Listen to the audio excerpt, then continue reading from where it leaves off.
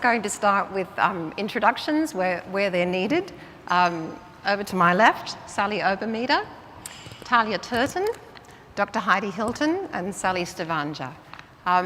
Interestingly, we run the gamut. We have a wide range of ages at which these gorgeous young women were diagnosed, starting with Talia at 25, Heidi at 29, Sally at 27, and Sally at 37. So just to give you an idea of the spread.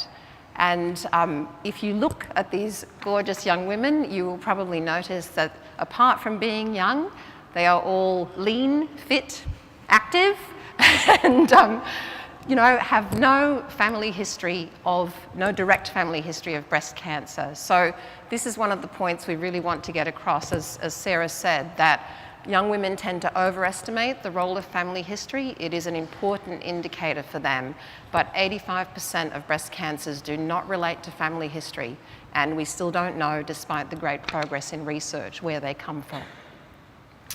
Okay, so we might turn now to a little bit of background from each of you in terms of how you were diagnosed and what was happening in your lives at that time, because again, as Sarah mentioned, young women are dealing with multiple major life events at a time of diagnosis. So Heidi, for example, for you, I know you were moving to London. I'm actually a breast cancer researcher, so I'm very familiar with the disease. Had no family history, so never ever considered it was on my radar. I just finished a PhD at the Garvan Institute, had got a job in London, and my partner had just proposed, so we were just getting ready to move over to London, had a big farewell party and engagement party, and 2 weeks before we moved, I went to the GP for a pap smear. I thought I was doing the right thing, and she did a breast check, which was the first one I'd had done by a GP before, and she found the lump, and things went kind of downhill from there. Things went pear-shaped from there. Yeah. Okay, and Sally, I know you initially found something while you were here, but then you went travelling as well. Yeah, absolutely. So I discovered a lump at the age of 26. Again, absolutely zero family history of any cancer of any kind, let alone breast. And I went to the GP, kind of doing the right thing as you do, thought I'd go and check it out. My GP sent me for an ultrasound, which came back as inconclusive. And he said, look, you've got no family history at all, you're young, I'm sure it's just a cyst. Come back in 3 months' time and we'll keep an eye on it. So I went away for 3 months, came back, did another test, my results came back inconclusive. And this carried on for an entire year. Until I then went overseas on my first, what was meant to be an amazing international trip.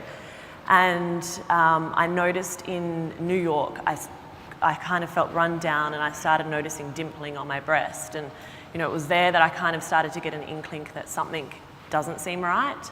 I then went to London.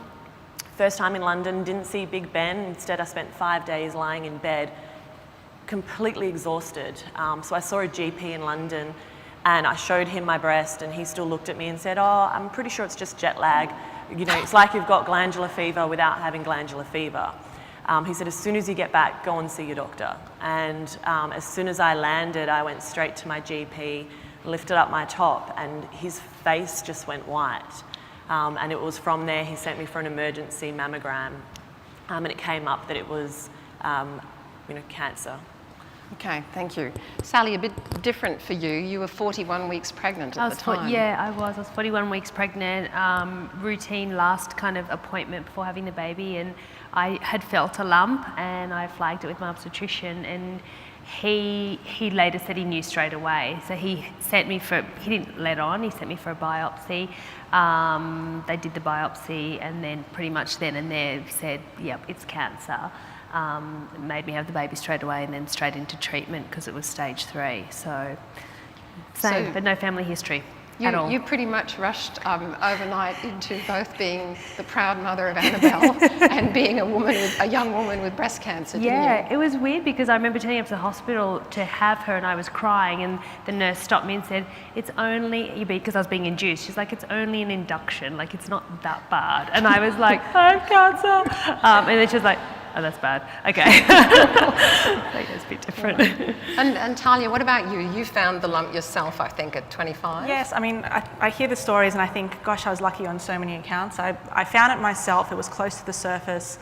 I was lucky that it was small. It hadn't spread at all. I was lucky that my boyfriend, who's now my husband, urged me to go get it checked out. And I also think I was lucky that the GP that I went to, which wasn't my regular GP, I went first thing on a Monday morning in the city just here to just ask or to get it checked, that he checked me out and he sent me straight away to the Sydney Breast Clinic, and within 48 hours I had been diagnosed. So, I mean, that's my story, and I tick the box on lucky for me, and I wasn't looking for it. I'd sort of woken up one morning and happened to feel it.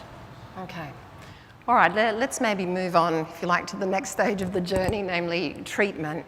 Sally, I know you adopted a pretty strong view right from the beginning. I remember you saying to me, it was either I take charge of the journey or it takes charge of me. Absolutely. For me at the time, I had a 3-year-old son, and so forefront of mind was, what do I need to do to ensure that I'm here, to see my son get married one day or to be a grandmother. So I was living in Melbourne at the time, and as I walked through the Peter McCullum Cancer Clinic doors, I remember just stopping and taking a moment and reading Cancer Clinic, and then glancing inside and seeing all these incredibly ill people hooked up to IV drips, being rolled around in wheelchairs, having lost their hair. And it was almost a moment of reflection for me, just to take a moment to say, I take this journey as a victim and I'm going to struggle through it, or I'm actually going to walk through it as a survivor from day dot. So for me, every decision that I've made, whilst it has been difficult and I've cried many nights, been in fetal positions in the shower, crying my eyes out, I've still had that sense of, I'm going to take charge. I'm going to make radical decisions by doing 7 months of chemotherapy. From there, my treating team said, you're completely fine. You can now go on to, at the time it was called a soft trial, to put me into menopause because I had a hormone receptive cancer. And I, again, being radical, said, I want a double mastectomy. And my treating team said, nah, not happening. You're too young. It's going to emotionally scar you, physically scar you. What happens when you get a boyfriend? And I said, what happens if I'm not alive for my child? So they put me through 4-hour counselling sessions to prove that I was sane and making a sane decision. And as my surgeon was wheeling me into surgery, he said, Sally, I guarantee you a latte on each breast. This is a waste of time. And I never saw him after that day because they actually found 2 more tumours against my blood vessel. And, it was almost as if it was a sign from the universe to say, trust your gut instinct. If there is any inkling that something doesn't feel right, you should get a second or third, or do whatever it takes to be proactive. And so once I completed the double mastectomy, I've been in menopause now for 5 years. I finished my 5-year treatment in March, and I've since extended it and will be going for preventative surgery to have my ovaries removed. And again, for me, everyone's journey is personal. For me, it's about what do I need to do to ensure I'm here for my child. Thank you. And Talia, you made some fairly strong choices as well in terms of your treatment, right? No chemo. No chemo. So I was 25 when I was diagnosed, and I remember the night that I sat there with my radiation oncologist going through what ended up being like a matrix of every possible treatment option and what percentage chance it would give me of being alive in 10 years from then. Because you like numbers. And I love numbers. I have a maths degree, and I actually really like the matrix. And we sat there and we went through every little combination. And for me, with the particular type that I had, it would appear, at least numerically on paper, that doing chemo was not going to give me a better outcome 10 years from now than doing the anti-hormone therapy because I had a highly estrogen positive tumour. So I made the decision not to do chemo. Obviously for me, I wanted to have kids in the future and was concerned about that, and so ended up having a lumpectomy, so not a mastectomy, 30 rounds of radiation, and then I went on to tamoxifen for what should have been 5 years. We might talk about this later, but I ended up bringing myself off it after 2 years because I wanted to have kids, which I now have. So 5-year-old twins. 5-year-old twins, yeah. Thank you. And Sally, we've touched before, and you, of course, talk about it in your lovely book, Never Stop Believing. You had such a brutal time of it with chemotherapy, I think due to the type of breast cancer you had, triple negative, right? That's right, yeah, I had triple negative breast cancer, and they treat that quite differently to hormone cancers. And so the chemo that they have for it is kind of, I guess, what they term old school chemo, you know, the stuff that they had, you know, back in the day, the nuclear bomb stuff. So that's all they have, and that's the best chance that you have. And so I had to, you know, I wish I had I don't know, do I wish I had a choice? I don't know, maybe it's probably better I don't have a choice.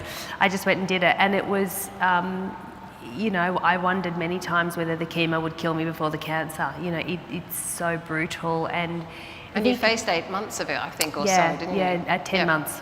10 months of chemo. Okay. I think it's just, your body just falls to pieces. It literally falls to pieces. There's nothing, my fingernails fell off. Obviously, yes, you lose your hair, but it's more also the insides. It's like your metabolism basically stops functioning. I remember at one point, Fran saying to me, I want to give you more chemo, but your liver and kidneys are starting to shut down. And it's like, at what point do I keep that balance right between killing you with the chemo, but you know, needing to keep you alive, you know, so you can have more chemo. So it's tough. I mean, it's the best that we have, and I'm lucky that I did it, and I'm lucky that they have it, but it takes its toll. Thank you. And Heidi, for you, interestingly, at such a young age still, you've had to go through this twice because you've already faced a recurrence in 2013, right? Yeah, so initially I had a lumpectomy with the first diagnosis, and that was pretty straightforward, although the margins weren't completely clear. At the same time, because I was so young, and I mentioned I didn't have a family history, although I did have a grandmother that died of ovarian cancer, although she was in her late 70s at the time, so that didn't ring alarm bells for us. But they did test me for BRCA1 and 2 mutations, and it turned out I did have a BRCA2 mutation, which was kind of comforting for me because it kind of explained why it happened. And so from that moment, I had decided to have the double mastectomy. But first I went through chemo, although I think mine was new school chemo, because it was not as horrible. I mean, it was actually pretty horrible, but it was not, the anti-nausea drugs are pretty good these days. And I wasn't too tired, I was still working throughout it. And then once that had finished, then I had the double mastectomy and reconstruction. So that was pretty tough because I was still physically not recovered from the chemo, and then suddenly this physical thing happened. So that was probably the low point. And then, so after that, I kind of felt like I was better. About 3 or 4 years passed, but then at the start of last year, even though I'd had the reconstruction, they do say that they cannot take all the tissue out. They can't guarantee that they can, and so I had a small recurrence. But I felt it myself, and they just took it back out, had some radiotherapy, went back on the hormone therapy, which I'd also had the first time around. So now I've just finished that. So now I'm currently on nothing because I'm trying to get my body back to normal because I'm hoping to have children soon. But this time you did take a precaution in that regard, I did. didn't So you? at that time, because time is ticking, I did freeze some embryos at the start of last year. So yes, we'll see how things keeping pan our out. options open. Yes, yes.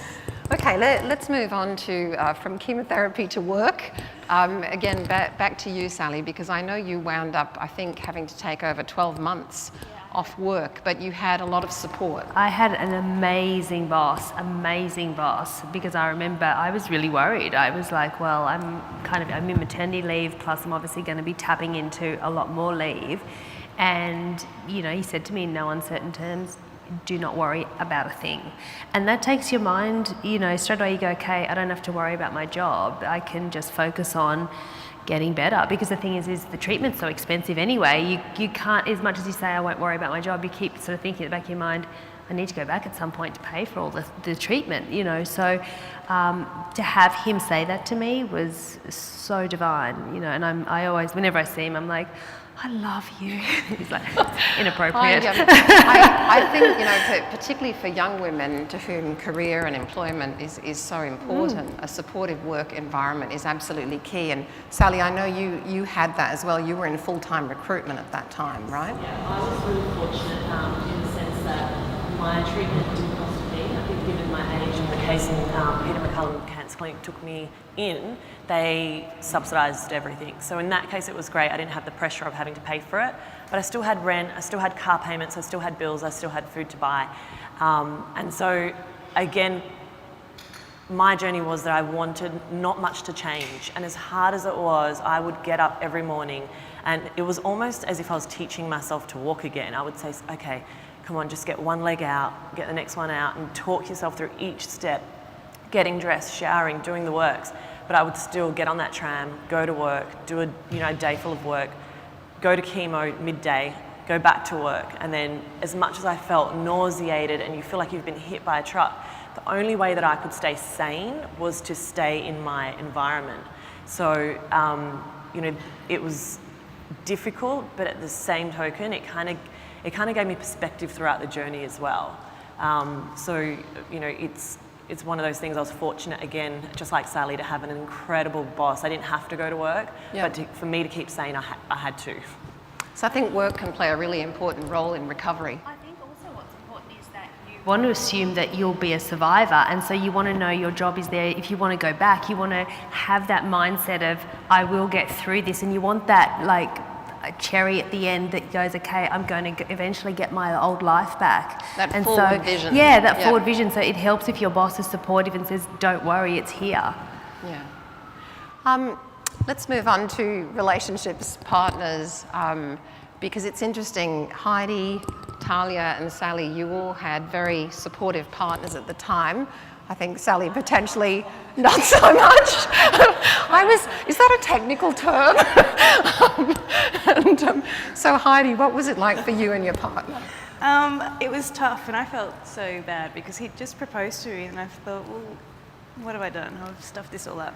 So, but he was great. I mean, I think it was very difficult for him, but he was just supportive the whole way. I can't imagine having done it without him now, but yeah, I'm grateful he was there. At the same time, I'm glad it was me and not him. I don't know if I could have done it the other way around. No, I understand. And Talia, the same for you?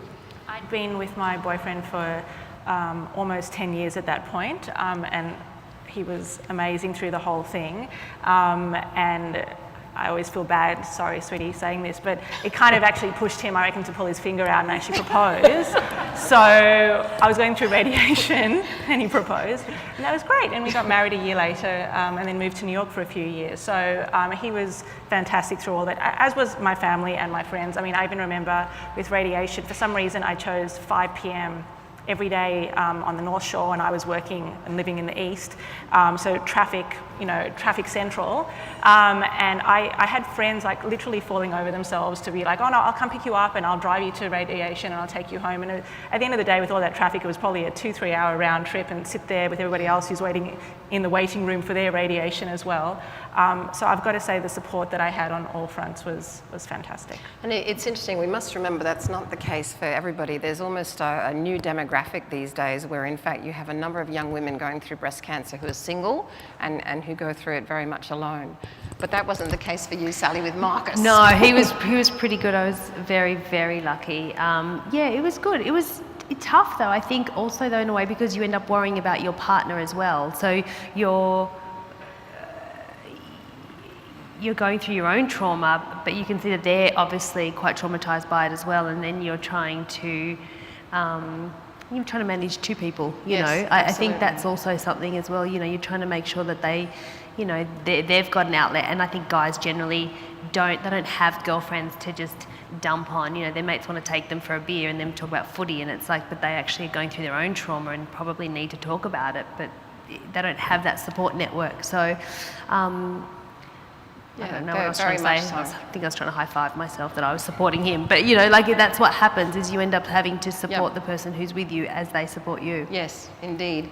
And what about children? Because 3 of you have them. Sally, your son was 3 at the time. So he really struggled. When I had chemo, he couldn't even look at me, and like to look at this little boy, and he would shudder with fear at the sight of me, and it was almost as if he could sense that I was dying. He didn't want to cuddle. He would stand on the other side of the room and just kind of like peer over. And so I was separated, and I'm incredibly fortunate to have an amazing ex-husband with an even more incredible stepmom, where they took my son and they've raised him ever since he was a little boy. So, it's kind of one of those things where my son is everything that I fight to live for, but at the same token, because of the journey, I've also had to sacrifice so much of my time with him. Understood. Okay, we need to wrap up. So Heidi, I'm just going to turn to you, the researcher, at the last, and just tell us a little bit about your research firstly, and secondly, what would be your kind of gold standard that you would hope would come out of research for young women? Yeah, so my job, our lab's interested in looking at how the female hormone progesterone works in the normal human breast. And it's been linked to causing an increase in breast cancer risk. So we look at its action in the normal breast, and what might go wrong there might be due to its how it might be linked to increasing breast cancer risk. So just kind of looking at the molecular mechanisms of how that's all involved. But what I think would be good for young women, and knowing that we all did not have a strong family history, and I kind of wish that I knew previously that I had a BRCA2 mutation, because it could have played out totally differently. But even though we might not have BRCA1 or 2 mutations, there's so many different genes out there that contribute to increasing your breast cancer risk or causing breast cancer. Not necessarily, genetically linked or whatnot, but there's so many that we don't know about. I think if we could put more efforts and research into identifying these new genes and understanding how they work, the ones that we know a little bit about, maybe in the future there'd be the option for young women that they could have a blood test, you could screen for this whole panel of genes, and they can be classified into a high risk or average risk or low risk group, and then you can make decisions regarding how you're going to monitor that from a younger age, because then the earlier you diagnose it, the better you are. And hopefully we can, through research, create some really targeted therapies for all of them as well. All right, thank you very much, ladies.